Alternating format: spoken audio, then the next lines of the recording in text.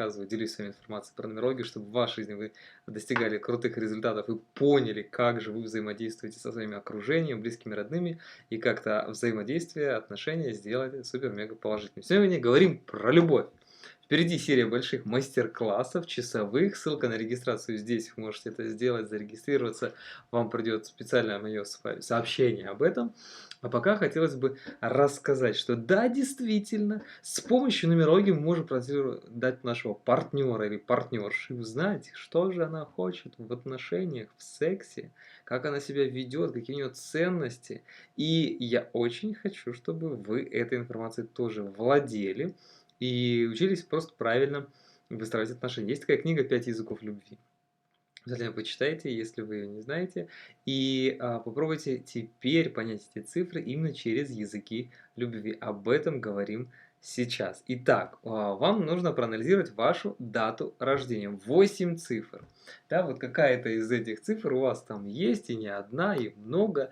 И какой здесь работает принцип? Чем больше цифр у вас в дате рождения, там единиц, троек, шестерок, девяток и так далее, тем больше качества этой цифры или поведения, или язык любви этой цифры, он будет проявлен в этом конкретном человеке.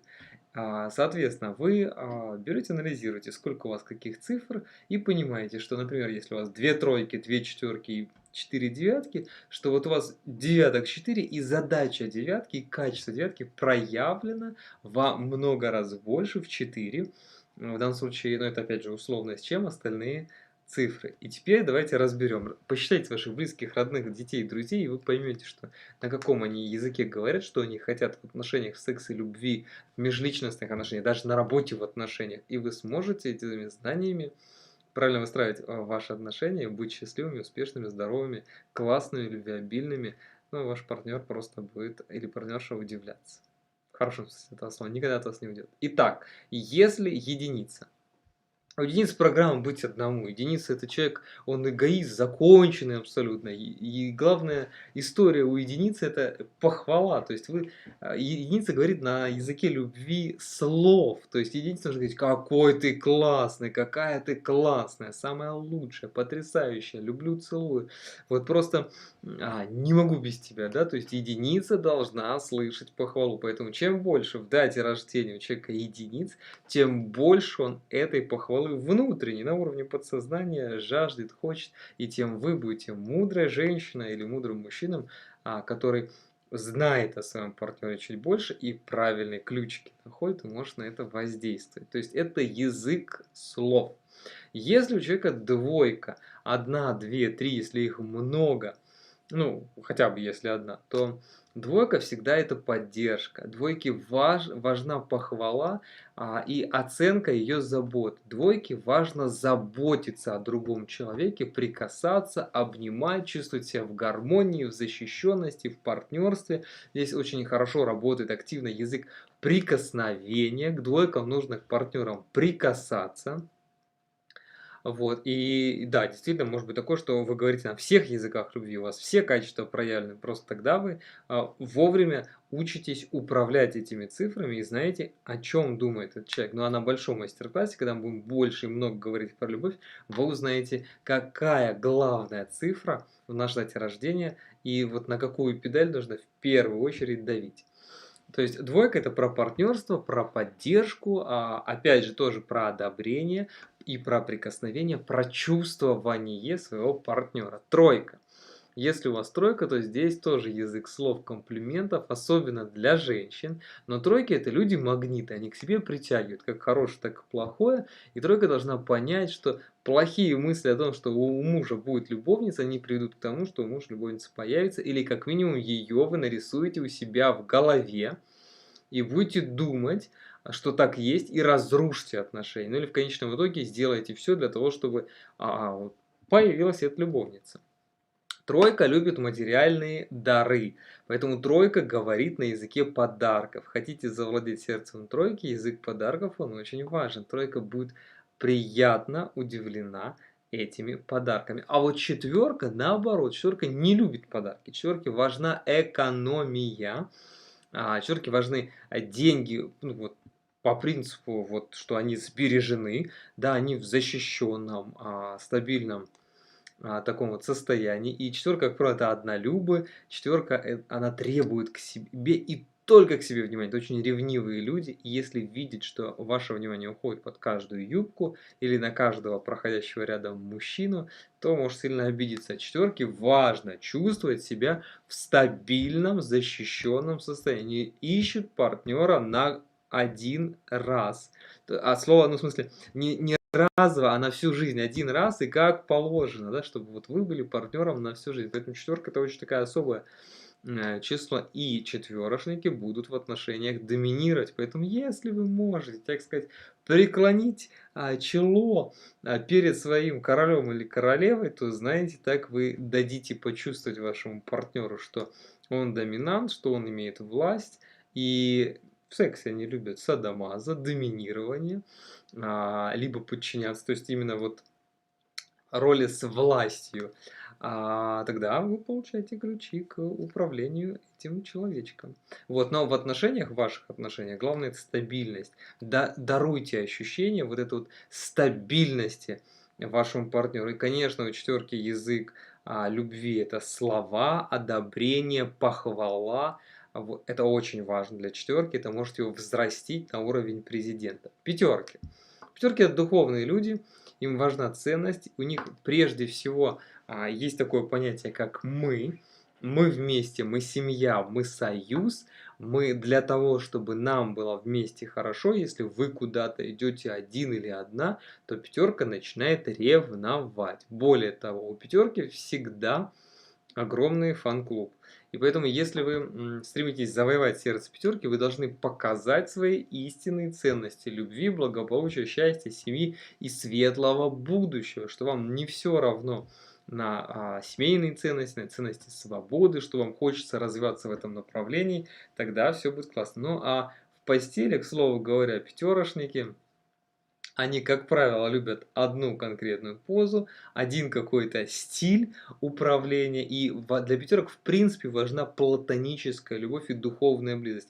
У вас может быть крутой секс, крутые отношения. Вы можете подходить по всем совместимостям. Но если пятерка почувствует, что нет вот такого ментального с вами совпадения, если вы не смотрите в одну сторону, если у вас нет общих интересов, если эти интересы не духовного характера, то союза может не случиться. Шестерки, едем дальше. Для шестерок важна семья. Если для троек важна семья, дети, то для шестерок в принципе важна семья, тело, любимый партнер, любовь, секс. И все время, чтобы этого было много. Шестерка любит прикосновениями, словами и совместным времяпрепровождением. Да, кстати, про пятерку не сказал, у пятерки то же самое. Пятерке важно, чтобы вместе занимались тем, что близко пятерке. У семерки тоже это важно, и семерку можно научиться ею управлять, так сказать, приструнить и рядом с собой поставить только при условии, что вы занимаетесь одинаковыми занятиями. То есть вы не сколько смотрите в одну сторону, сколько делаете то же самое, что и семерка. Тогда она чувствует, что она лидер, что она едет вперед, не останавливается, путешествует, и вы продолжаете это вместе с ней. Тогда семерки могут быть счастливы. Но базовая их потребность это быть в свободе, на свободе, без кого-либо. Поэтому семерки не стремятся, не спешат заводить отношения. Ну, конечно, если у вас конфликт цифр, у вас там 2 семерки, 2 шестерки, тут, конечно, 50 на 50 будет выражаться уже в зависимости от того, какой у вас цифровой набор. И на мастер-классе большом, вот здесь ссылка на регистрацию, мы тоже будем об этом говорить масштабнее. Ну и этому я обучаю в своей школе. Вот, хорошо, продолжаем. Восьмерки. Восьмерки это сугубые материалисты, поэтому все, что связано с материальным прикосновением, материальными подарками для восьмерок это самая главная ценность. Поэтому если вы восьмерочников одариваете подарками, то у вас все открывается. Конфетно-букетный период это очень важно для восьмерки. Пожалуйста. Плюс для восьмерки тоже большая ценность это семья. И в восьмерке важно, чтобы вы принимали маму, папу, брата, сестру, семью, заботились о них, а не только пытались достичь как бы расположение самой пятерки. Восьмерка будет требовать семейного одобрения. Это клановые ценности, это семейные такие большие ценности. Поэтому просто знайте, что чем больше восьмерок в дате, тем будут закостенелые семейные принципы. Вам надо посмотреть на родителей или узнать хотя бы родителей, чтобы понять, как вам потом с этим партнером или ну, с этим мужчиной или с этой женщиной потом будет в семье отражаться. И материальный достаток, материальный успех для восьмерки имеет значение. Ну и девятки. Девятки, как правило, не хотят создавать отношений. Они вот рождены для мира, для всех и вся. Почему? Потому что они однолюбы. Девятки важно найти такого духовного, сущностного партнера, быть с ним или с ней на всю жизнь.